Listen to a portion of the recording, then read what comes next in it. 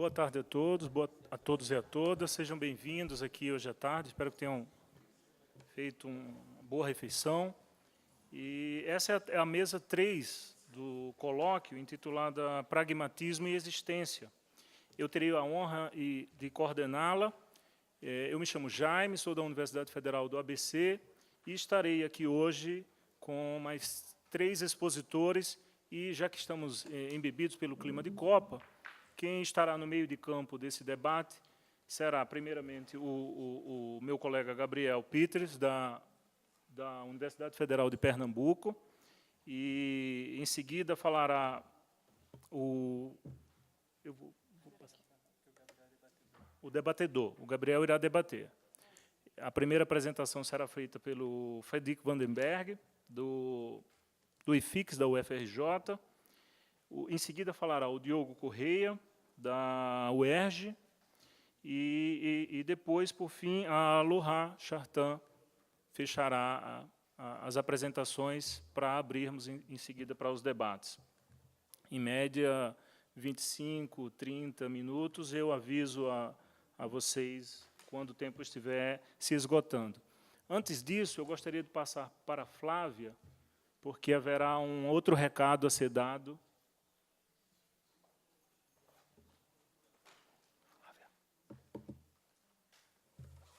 Oi, boa tarde, pessoal. Só para avisar para quem tiver interesse, que a gente vai ter, na semana que vem, na USP, na Faculdade de Educação, no auditório, vai acontecer um colóquio sobre pesquisas socioinformáticas, com foco no software Prospero, que foi desenvolvido pelo GSPR, com o professor Chateau Renaud, Joscan. Tem um pessoal que está aqui, que vai estar lá também. Estão todos convidados. Quem tiver interesse em saber qual é a programação e tudo, qual que é o site? Isso, cipsi.fe.usp.br. Aí lá tem a programação de todos os dias. E vai ter uma tarde que a gente também não vai ter por conta do jogo e tal, já tá pensada essa alteração também. Então, estão todos convidados. Muito obrigado, Flávia. Acho que podemos começar pelo... Seguimos a ordem que está aqui. Eu passo a palavra para o meu colega Frederic Vandenberg. Seja bem-vindo, Fred. Boa tarde. Quero agradecer aos organizadores pelo convite. Eu cheguei aqui no Brasil em 2003, em Brasília, e para mim é sempre um prazer de voltar para rever os amigos e para fazer novas amizades. Então, realmente, obrigado. Vou refletir um pouco sobre o que chamo de pragmatismo existencial. E vai ser uma tentativa de reintroduzir, diria, a reflexividade na sociologia pragmática e reflexiva. 3 partes, na verdade. Uma primeira, um pouco sobre, diria, um pouco mais filosófica, sobre o existencialismo e a sociologia do indivíduo. Uma segunda sobre os vários pragmatismos, e é lá que vou introduzir a temática das conversas internas, e depois, no final, vou pensar um pouco a partir de William James e uma passagem possível de um pragmatismo espiritual para um pragmatismo existencial. Sociologia da Existência é um seminário que dei no ano passado no IESP-UERJ, no qual tentei de fazer uma leitura da sociologia francesa do indivíduo e do individualismo. É uma niche que é um pouco o resultado da recepção de Beck e Giddens, mas com 10 anos de atraso, e tentar de reler este individualismo, esta sociologia do individualismo francês, a partir do existencialismo alemão. O Heidegger, mais especialmente o Jaspers e o Ricoeur também, que vou colocar entre os alemães. Então, tentativa de passar de uma sociologia do indivíduo a uma sociologia da existência. O existencialismo tenta de pensar o homem e as mulheres, mas estou pensando der Mensch, o homem total. E para entender o que é um ser humano, as ciências naturais, sociais e individuais não são suficientes. É sempre pressuposto, mas, na verdade, essa totalidade é bastante difícil para pensar. Então, o que me interessava no início era de pensar os limites de uma sociologia do indivíduo. Para fazer isso, temos que fazer um inquiry, uma enquete, uma investigação a respeito do ser que nós mesmos somos. Na verdade, a minha reflexão também vem da antropologia filosófica, só que desta vez a questão não é, sabe, qual tipo de animal é o homem, com as suas capacidades, as suas especificidades, mas pensar o antropos como o ser, digamos, que eu sou, que somos, e a partir de lá tentar de pensar. Isso pressupõe uma passagem de uma perspectiva da terceira pessoa para a perspectiva da primeira pessoa. Primeira pessoa, ou eu, claro que não estou falando de mim mesmo, estou falando de cada um de nós, somos algo de singular, algo pessoal, que foge da sociedade e que a sociologia pressupõe, mas não pode captar. A existência, a liberdade e a transcendência. A singularidade da existência, a singularidade da existência de cada um de nós, e que vem, na verdade, a partir de uma reflexão sobre a autenticidade, a integridade, o que o Simmel chamaria de a lei individual. As regras que nós estamos seguindo, que são regras, digamos, éticas, mas que, ao mesmo tempo, a partir de uma interpretação bem individual. Eu acho que a melhor formulação dessa autenticidade, e ontem também a gente refletiu um pouco sobre a autenticidade, a frase de Lutero, que a frase é: aqui estou, eu não posso agir de outra maneira. Na sociologia, essa questão é maltratada. Por exemplo, não entra na tipologia de Weber. Não é uma ação tradicional, não é uma ação afetiva, não é uma ação racional em valores, o tradicional, mas tem valores e tem que são envolvidos.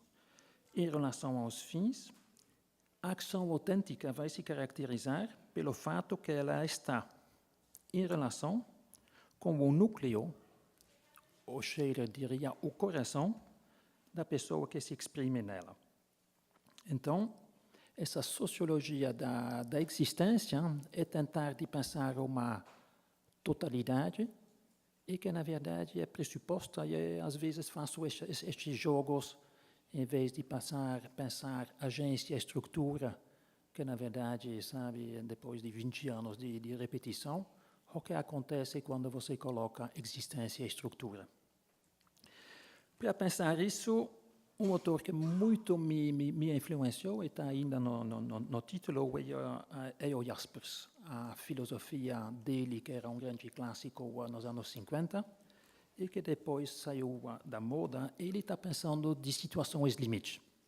Acho que é muito importante para o pragmatismo também, pensar a situação, o ator em situação, e de fato sempre estamos em situações. Nunca podemos sair da situação sem entrar em outra. Mas tem situações das quais, na verdade, não podemos sair.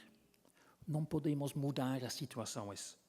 O que temos que fazer, não temos outra opção, é de enfrentá-la.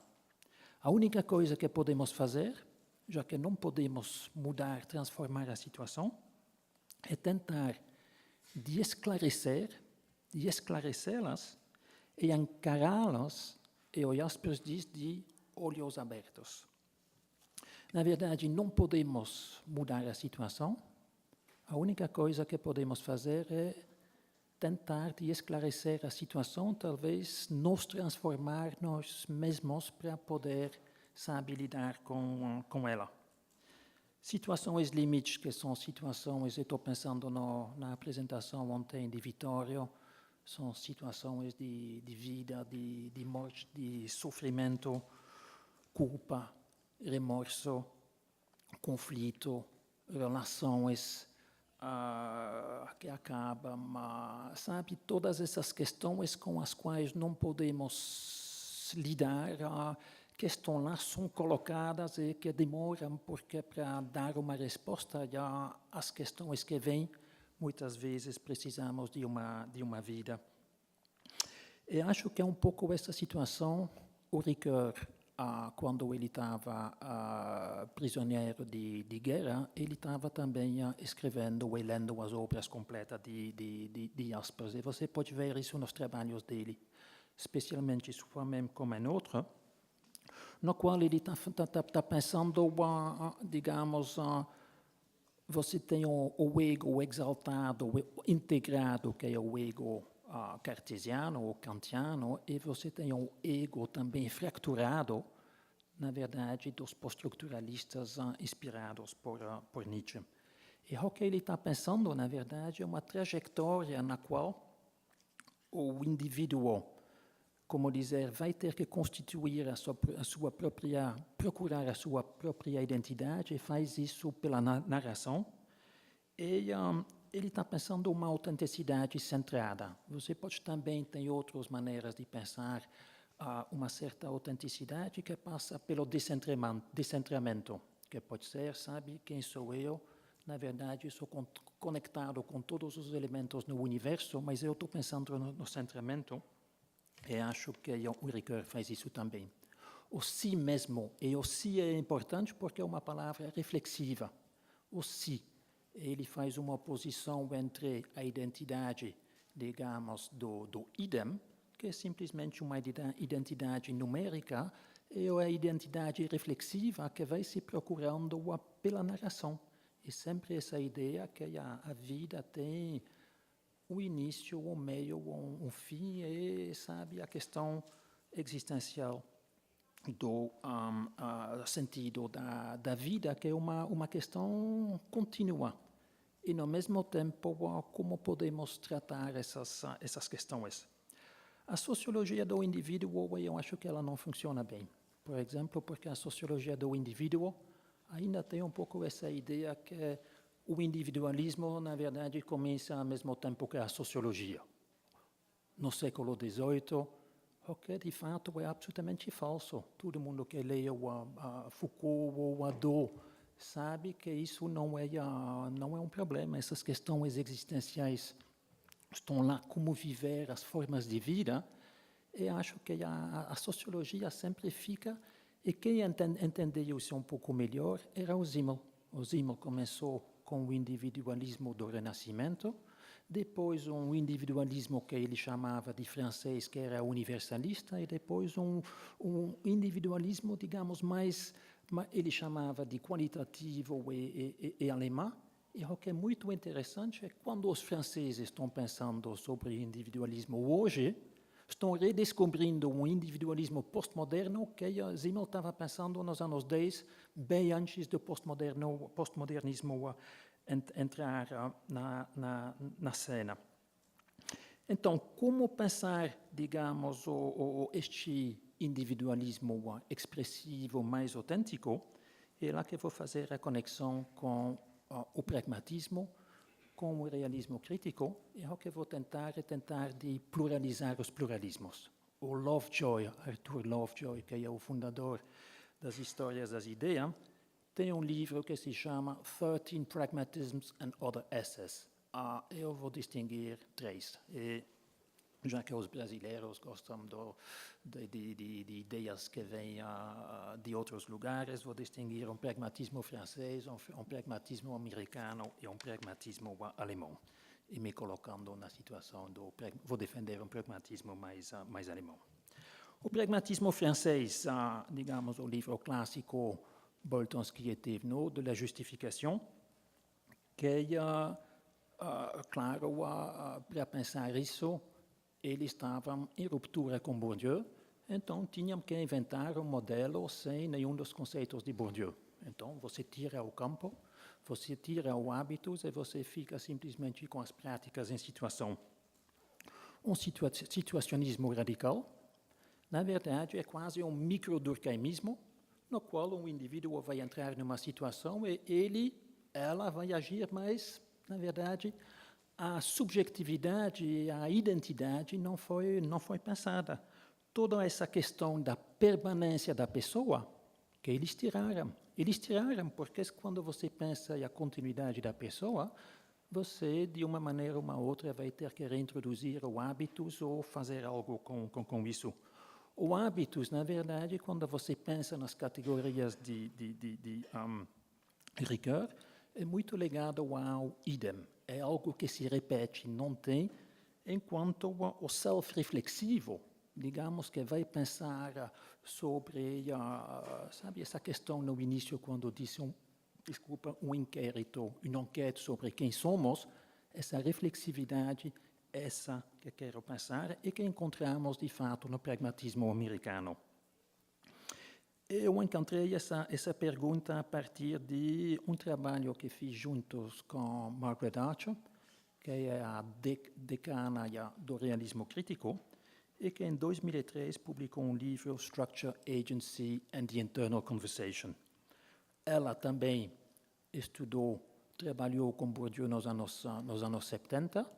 Não houve ruptura, mas você pode ver que o que ela estava tentando fazer quando ela introduz a temática das conversas internas era de tentar de reintroduzir a reflexividade no modelo de Bourdieu, porque no modelo de Bourdieu ele fala de sociologia reflexiva, mas o único que tem reflexividade é o analista. Os atores são quase hipnotizados. Estou exagerando um pouco, mas como reintroduzir essa reflexividade? Margaret Archer fez isso entre o campo e os hábitos. Ela introduziu as conversas internas que nós temos com nós mesmos, na qual a gente está pensando o que queremos fazer com a nossa própria vida. Projetos de vida e que simplesmente vão se realizar ou não vão poder se realizar, dependendo das condições sociais, das condições pessoais, das condições existenciais, mas é isso que ela estava pensando. O que eu chamo de a mediação da meditação. Sabe, simplesmente o ator está numa situação e vai ter que deliberar reflexivamente, digamos, sobre as suas preocupações últimas. O que é o sentido da vida, o que eu quero fazer nessa vida e com minha vida. E fazem isso a partir de uma conversa interna. Margaret Archer estava lendo os pragmatistas americanos, a partir, na verdade, aqui quero homenagear o Norbert Wiley, que publicou um livro, The Semiotic Self, porque como sociólogo é o único que durante 30 anos estava pensando em absoluta solidão sobre as conversas internas e que fez um trabalho absolutamente maravilhoso. O tema das conversas internas é central no pragmatismo. Conhecemos, por exemplo, em James você tem, e o que você tem é essa questão da introspecção. Eu acho que vou tentar de defender a introspecção no final também. O James, na verdade, como psicólogo, ele estava pensando em introspecção, mas quando você pensa em introspecção, você tem uma metáfora, uma ideia visual. E quando você desloca para as conversas internas, você passa digamos, de olhar para a escuta. Então, no qual os atores, na verdade, a introspecção passa por, digamos, se escutar e ter uma conversa consigo mesmo. Quem trabalhou isso muito bem foi o Peirce, no qual ele vai pensar a conversa interna como um diálogo entre várias fases do self, o eu no presente, o me que está pensando e dialogando com o ego que eu era e que vai se projetar no futuro. Então, você tem a temporalidade que vai entrar. E em mito encontramos isso também na famosa distinção entre o I e o me. So, que a Archer faz uma péssima leitura de mito. Ela vai dizer que em mito, na verdade, você tem um self absolutamente sobre-socializado. Não é o indivíduo que fala consigo mesmo, é o indivíduo que fala com a sociedade, e, portanto, você tem um ator quase parsoniano, ou, como eu diria, durksoniano, sabe, meio durkheimiano, parsoniano, que simplesmente... Eu acho que essa leitura realmente não é boa, porque certamente em Mead você tem uma filosofia moral. O self verdadeiro vai se realizar sempre a partir de um diálogo, claro, com os outros, mas também um aspecto deweyiano da transformação que vai entrar, tomar a posição do outro, mas também, sabe, o outro pode ser o grande outro, ou de maneira muito mais secular, pode ser um tribunal universal, e só dessa maneira que a personalidade realmente vai se formar. Além do mais, eu acho que o problema com Archer é que as conversas dela são internas demais. Isso é um grande problema, mas também é um grande problema para os pragmatistas, porque a visão standardizada ortodoxa que temos é que é o que está dentro, na verdade, vem de fora. Isso é uma visão típica que você encontra no pragmatismo, que você encontra na hermenêutica, que você encontra na filosofia neo-wittgensteiniana, e eu acho que temos que retrabalhar essas distinções. Em vez de ter as grandes oposições entre o externo e o interno, temos que, na verdade, retrabalhar isso, e da mesma maneira que podemos ter um foro interno e um foro público, a gente tem que trabalhar com contínuos e retrabalhar. Eu mesmo, para pensar essa questão, passei pelo o pragmatismo alemão, especialmente o Apel, que trabalhou sobre Peirce, e ainda mais, claro, o Habermas, também sobre Peirce, mas também sobre o Mead. E o que fiz, diria, utilizando uma metáfora de Ricoeur, um excerto, um greffe. Tentei de, sabe, dentro da hermenêutica alemã, fazer um greffe e introduzir o pragmatismo, porque na hermenêutica, na verdade, quem fala é a linguagem, digamos, o self-reflexivo, não lá tem um anti-humanismo, que para mim é um pouco perturbador, e também o que você pode fazer é sair do tradicionalismo e introduzir o progressivismo, digamos, do pragmatismo. Para mim, essas conversas que temos, na verdade, são conversas que já não podemos começar. Sempre já estamos na conversa. A gente não pode começar uma conversa. A gente já está na conversa, já estamos numa tradição. E o self, na verdade, vai se constituir. Então, essa dialética, este diálogo entre o externo e entre o interno, entre o Geist e o Mind, entre o coletivo e o subjetivo, tem que ser pensado, eu acho, em termos de uma intersubjetividade intrasubjetiva. A gente está conversando consigo mesmo, mas também com os outros no passado, os outros no presente, os outros no futuro, e é assim que a gente se forma. Bom, vou ir um pouco mais rápido para chegar à última fase. A maioridade descobriu que temos todas essas conversas, mas as pessoas têm modalidades diferentes. Ela diz, bom, foi uma pesquisa empírica, que vai descobrir, por exemplo, que você tem um modo mais comunicativo da reflexividade, que são as pessoas que não têm muitas conversas, porque quando tem uma ideia, imediatamente tem que falar com os outros. Depois ela vai dizer aqueles que, na verdade, estão mais pensando nos objetos, mais pensando no trabalho. Pensa, mas, na verdade, já é dirigido pela ação. Mas a categoria que me interessa, na verdade, é a metareflexividade, que são as pessoas que o tempo todo estão pensando, são muito críticos de si mesmos, são muito críticos dos outros também.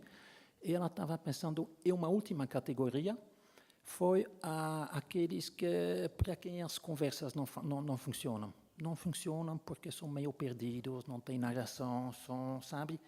E essas questões me interessam porque eu quero inverter a sequência.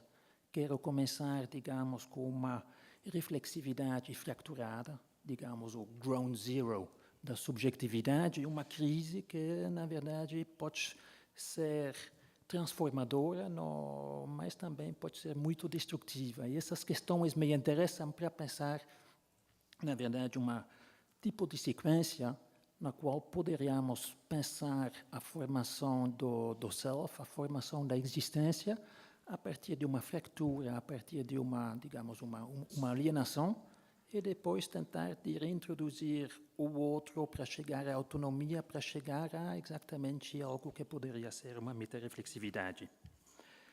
Bom, como o tempo está acabando, vou pular o Bataille. Acho que vou também ter que pular o William James. O William James, que é uma figura absolutamente fascinante, e especialmente o texto sobre as variedades da experiência religiosa.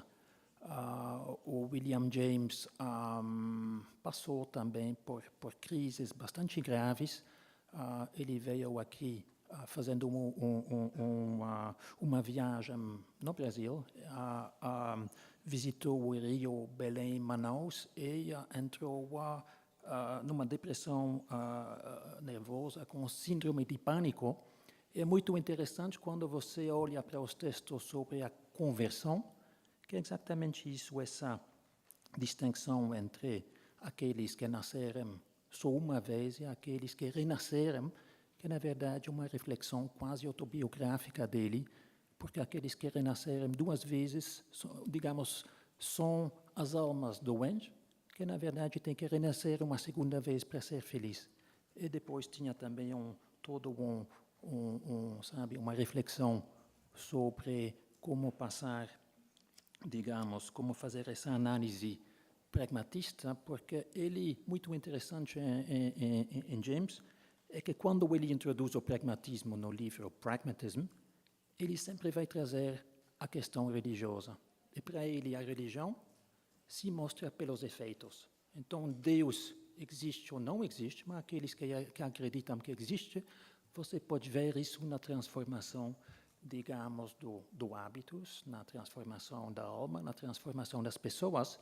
E é muito interessante de mostrar que, digamos, o pragmatismo e a primeira formulação de Peirce, da máxima, foi em francês, de mostrar que a cada vez quando ele fala do pragmatismo, para ele é, digamos, a existência de Deus que vai mostrar os seus efeitos. E se tivesse tempo, eu falaria um pouco mais sobre como passar de um pragmatismo espiritual para um pragmatismo existencial, que seria a partir de uma perspectiva do humanismo pós-secular. Mas o meu tempo acabou, mas a conversa, com certeza, vai continuar dentro de mim, dentro de você, e daqui a pouco vamos explorar também essa dialética entre o foro interno e o foro público, porque a reflexão sobre a existência só faz sentido quando também o existencialismo pode se transformar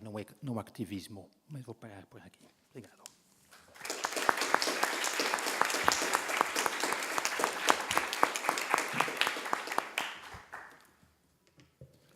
Agora teremos, muito obrigado, Fred.